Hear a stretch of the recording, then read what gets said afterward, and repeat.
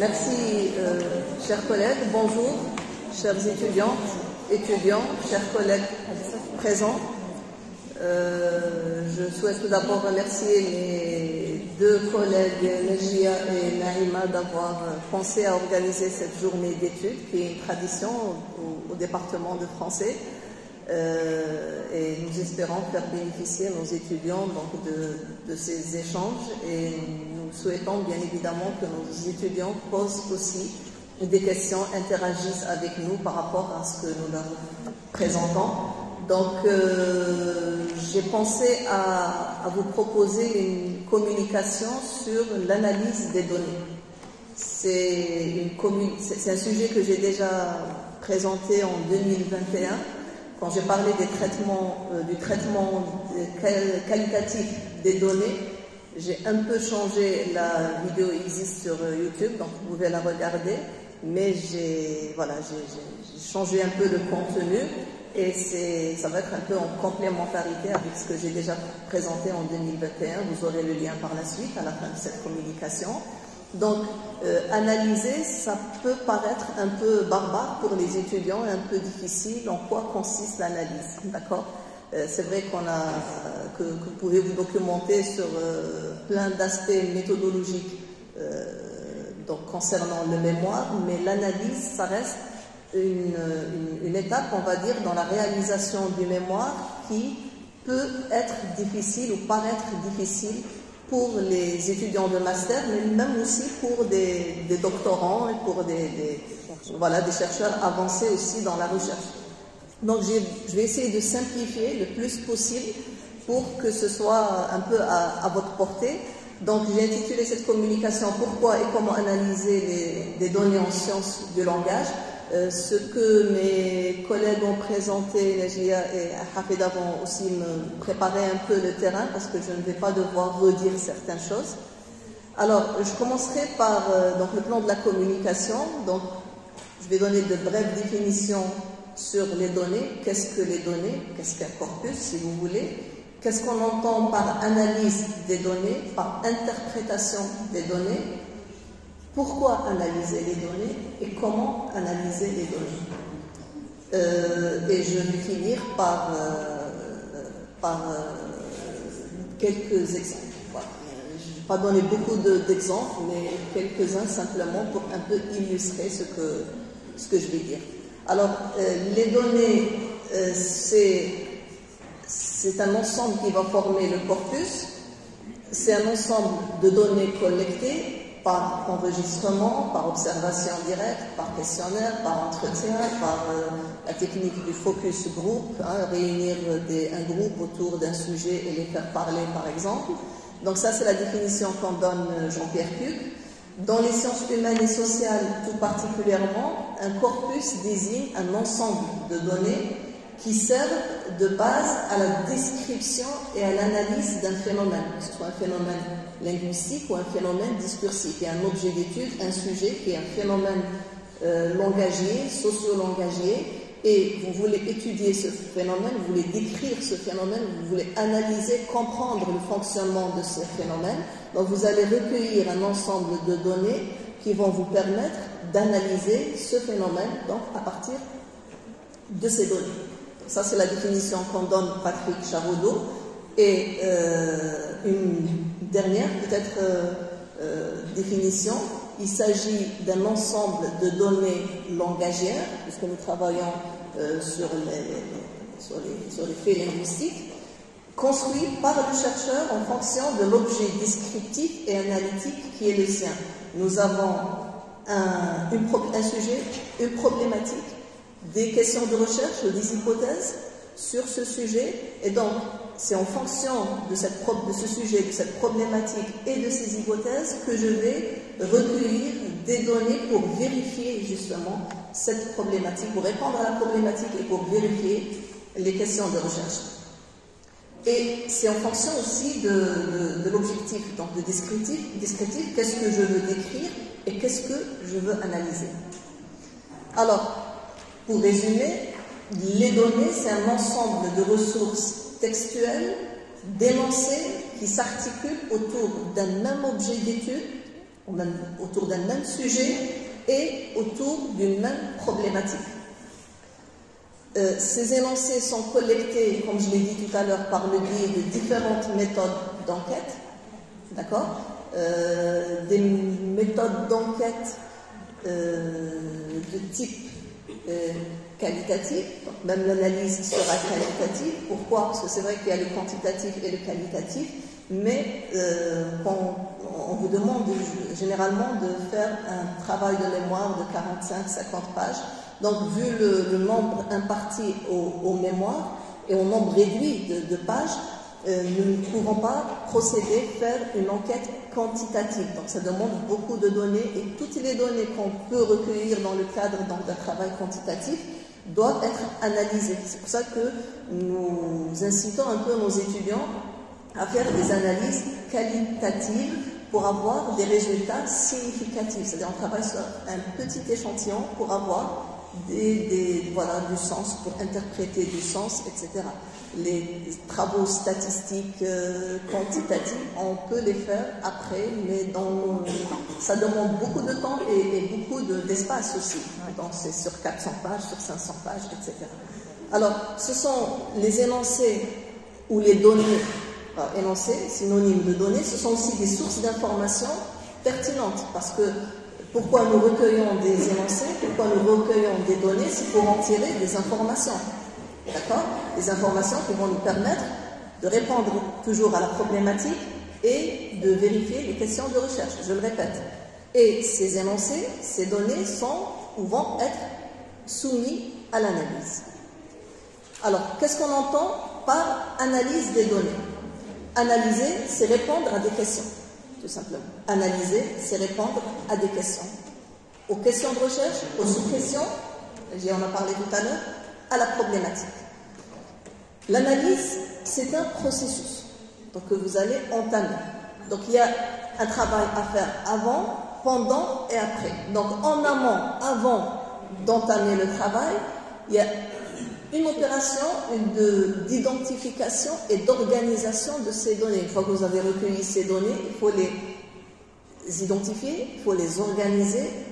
Et le travail qui se fait après, pendant et après, c'est un travail de l'analyse proprement dite. Alors, comment organiser les données qu'on a recueillies, par questionnaire, par observation, par entretien, etc. Les organiser, ça nous permet aussi de faciliter le traitement de ces données. Donc, il faut procéder à la présentation de ces données, à leur transcription sous forme de verbatim, c'est-à-dire on reproduit le discours. Vous avez une phrase, vous redites cette phrase, vous la reproduisez. Et voilà, les données sont présentées à l'état brut. Il y a un travail de transposition des données issues du terrain. C'est-à-dire que vous allez sur le terrain, vous ramenez des données et vous procédez à leur ordonnancement si vous voulez. Vous faites ce qu'on appelle le dépouillement du corpus, soit avec des logiciels, mais c'est quand le nombre il est important, mais sinon manuellement. Ce qui peut être aussi soumis à l'analyse, à côté des données, c'est aussi le travail de terrain qui a été fait, c'est-à-dire tout ce que vous avez rencontré sur le terrain comme difficulté, ce que vous avez pu recueillir comme observation, etc. Donc tout ça aussi, ça doit être narré, raconté dans le cadre du protocole d'enquête, on en parlait tout à l'heure, et ça doit être exploité. Il y a aussi une opération de repérage. Vous devez repérer, prélever des réponses aux questions que vous avez posées, repérer des extraits pertinents, intéressants, significatifs, des phénomènes linguistiques, si vous travaillez sur la structure linguistique, ou des phénomènes discursifs, des choses qui vous ont été dites au cours de votre enquête. Donc il faut savoir aussi saisir ce qui est intéressant dans votre corpus. Tout est à analyser, mais tout n'est pas toujours à prendre. Il faut prendre que les éléments intéressants, qui ne sont pas récurrents, qui ne reviennent pas souvent, etc. Et c'est ça aussi qui fait l'originalité du travail. C'est les données intéressantes sur le terrain.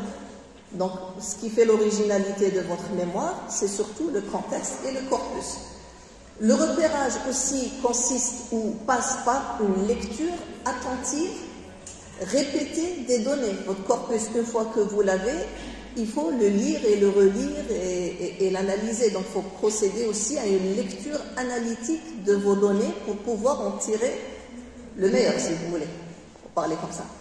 Alors, les données qualitatives servent à quoi? Elles servent à comprendre des phénomènes comme les représentations, comme les perceptions, comme les motivations, comme les comportements linguistiques, discursifs, les sentiments linguistiques, etc. Donc, il s'agit aussi de catégoriser et de classer les données selon des catégories, selon des thèmes. Par exemple, discours, vous avez le discours politique extrémiste, vous vous intéressez à la violence verbale dans ce discours, le discours de la haine, on peut l'appeler aussi comme ça, vous vous intéressez plus particulièrement à l'insulte haineuse, aux injures racistes, à la xénophobie par exemple, et vous allez classer ce discours haineux, ces insultes et ces injures par rapport aux insultes, par exemple, qui portent sur les origines, qui portent sur le faciès, par exemple, qui portent sur les métiers, sur le genre, le quartier, l'accent, etc. Et donc, vous allez regrouper à chaque fois sous des thèmes différents le genre, le type d'insulte, et vous allez mettre des extraits que vous avez recueillis pour illustrer à chaque fois ce thème. Alors, pour chaque énoncé, réponse, extrait, il faut rappeler la question que vous avez posée. Si vous avez, par exemple, un entretien de 20 questions, vous allez rappeler la question et ensuite exposer les extraits, les commenter et les analyser. Alors, rappeler le thème abordé, l'information recherchée, puis répondre sous forme, ou plutôt commenter sous forme donc de commentaires ponctués par des extraits. Donc, vous avez la réponse, vous allez expliquer la réponse dans un commentaire et vous allez mettre des extraits pour montrer donc pour montrer donc la réponse qui vous a été fournie suite à la réponse que vous avez posée. Donc il faut mettre entre guillemets, entre italiques donc les réponses des enquêtés et coder aussi pour chaque enquêté, pour chaque document, mettre un code pour pouvoir référer ensuite à cet extrait quand vous allez faire la synthèse des extraits. Alors pourquoi analyser les données? À quoi ça sert l'analyse des données? À identifier donc les données qualitatives significatives dans leur contexte de production. D'accord? Donc le contexte de production des discours, le contexte de réalisation ou de production des faits linguistiques sont importants à restituer aussi, à raconter. Il s'agit aussi d'établir des relations entre les différentes réponses que vous avez eues, entre les différentes données que vous avez recueillies. Quand vous analysez, vous allez repérer les occurrences, les répétitions, les occurrences d'un terme, d'un mot, un énoncé, une représentation. Vous avez parfois l'émergence de nouveaux mots, de nouveaux termes pour désigner un phénomène, pour parler d'un phénomène. Donc ça peut être intéressant.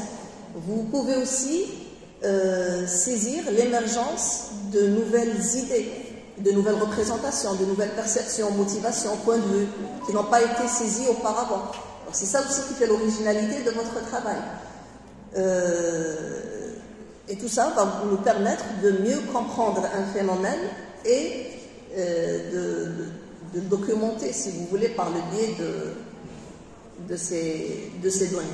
Alors, comment analyser les données? Pour les données quantitatives, il y a bien sûr les outils logiciels, les logiciels, mais c'est surtout pour le traitement des données quantitatives. Maintenant, pour les données qualitatives, analyser, c'est expliquer dans un premier temps l'énoncé, le rendre compréhensible, le rendre intelligible, l'expliquer à votre lecteur, à vous-même d'abord, puis à votre lecteur.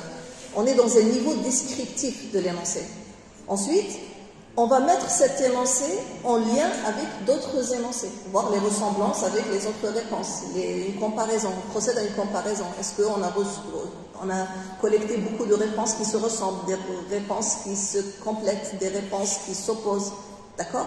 Donc, il s'agit de faire une petite synthèse à partir des réponses et des données que vous avez recueillies. Et là, nous sommes à un niveau comparatif. Puis, il s'agit de mettre en évidence, en valeur, en exergue, les données nouvelles qui sont apparues, informations nouvelles, donc questions de recherche nouvelles. C'est pour ça que le terrain permet aussi d'enrichir les questions de recherche préalablement formulées. Parce que parfois, on formule la problématique, on formule les questions de recherche, et quand on va sur le terrain va nous permettre d'observer, de constater de nouveaux phénomènes, de nouveaux facteurs, par exemple, qui participent à l'émergence des phénomènes. Nous allons voir d'autres comportements linguistiques, d'autres représentations que nous n'avions pas prévues. Et donc là, ça nous permet de revenir vers la théorie, vers la problématique, vers les questions de recherche et enrichir donc la théorie. Et là, on est à un niveau réflexif, d'accord? On va apporter quelque chose. C'est là où ça va être original. Pour dépasser le commentaire, le simple commentaire et la simple explication de l'énoncé, eh bien, on va passer à un niveau analytique, à un niveau critique. Et on va illustrer les données ou confronter les données avec la théorie. Confronter les données avec les concepts. Le concept, c'est un outil descriptif qui nous permet de décrire les données.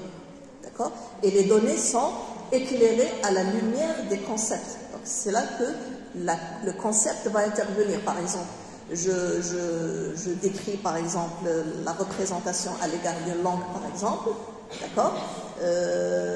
On a par exemple ce qu'on appelle l'imaginaire linguistique, toute la théorie sur l'imaginaire linguistique. Il y a des comportements, par exemple, des attitudes d'évaluatives à l'égard de langue, et donc nous allons les constater à travers des réponses. Et là, c'est l'occasion de rappeler la théorisation par rapport à ces jugements négatifs. D'accord? Donc, lier les données avec le concept, c'est confronter le terrain avec la théorie, ou l'inverse, et mesurer les correspondances, les ressemblances, les différences, etc. Je convoque ici le grand Nietzsche qui dit qu'un concept est une invention à laquelle rien ne correspond exactement, mais à laquelle nombre de choses ressemblent. Le concept, c'est la conceptualisation d'un phénomène, c'est-à-dire c'est observer un phénomène et en rendre compte d'une façon savante. Donc, ce que je disais tout à l'heure, c'est convoquer les outils conceptuels pour interroger les données. Les outils conceptuels, les concepts que vous avez présentés au début de votre recherche vont vous servir à décrire vos données, ou du moins à confronter vos données avec ces concepts. Alors, exemple extrait d'un article scientifique, je vous donne un exemple, le seul d'ailleurs, parce que je crois que je n'ai pas plus beaucoup de temps. Alors, analyse lexico-sémantique, je vous donne l'intitulé de l'article, les auteurs et quelques extraits pour vous montrer comment on passe soit de la présentation du concept ou de l'évocation du concept à l'illustration par des données, ou au contraire, on présente les données et ensuite on essaie de montrer que le concept correspond. Alors, vous avez l'intitulé Analyse lexico-sémantique des termes réfugiés et migrants au prisme du discours médiatique du journal Le Figaro et l'Humanité, paru dans la revue Magana. Alors regardez, je vais lire rapidement. À en croire Saussure, la langue est un système dont tous les termes sont solidaires et où la valeur de l'un ne résulte que de la présence simultanée de l'autre. Le cotexte devient donc un facteur qui concourt à la détermination du sens. Jusque-là, on est dans la présentation d'un aspect théorique. D'accord? Dans les articles du quotidien, là on passe au corpus, aux données sur lesquelles nous avons travaillé, enfin les collègues ont travaillé. Dans les articles du quotidien de l'Humanité, les différentes occurrences relevées du terme migrant sont visiblement en rapport avec l'activité économique Le terme est en relation avec des unités lexicales et entré au capital économique et surtout relevant des domaines de l'économie. De ce fait, le migrant, la migrante est considéré comme un potentiel acteur ou actrice de développement.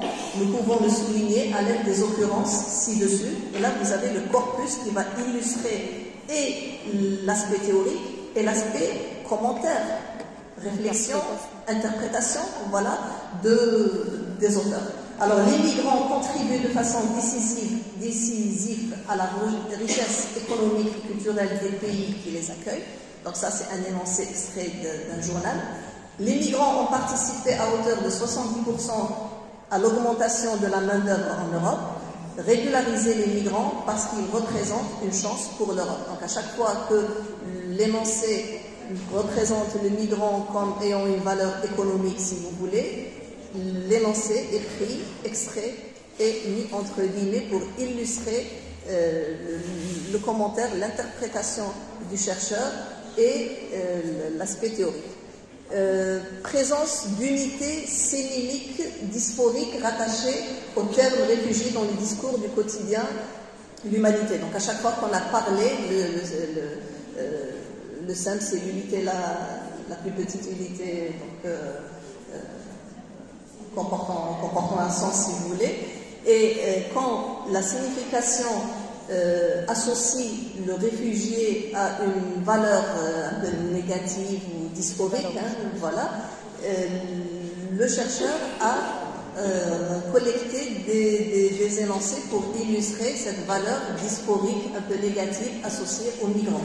Donc vous avez aussi des énoncés, des données qui vont illustrer cette idée. Donc on a le concept ou la notion, d'accord? On a le commentaire de l'auteur et on a les données. L'arrivée de réfugiés venant de Syrie, chassés par la guerre, a créé une concurrence tendue sur le marché du travail local. Fuyant la guerre, la faim et la misère, des millions de réfugiés sont sur les routes entre la Syrie et l'Europe. C'est pour un peu parler de la misère de ces réfugiés. Et voilà. Donc je vous invite à lire l'article s'il vous intéresse, mais les autres articles aussi. Voilà. Donc je pense que pour voir aussi comment analyser les données, il n'y a pas mieux que de faire des lectures aussi, aller vers des articles, vers des mémoires et voir aussi comment les données sont analysées, comment les textes sont analysés. Et je vous remercie beaucoup de votre attention.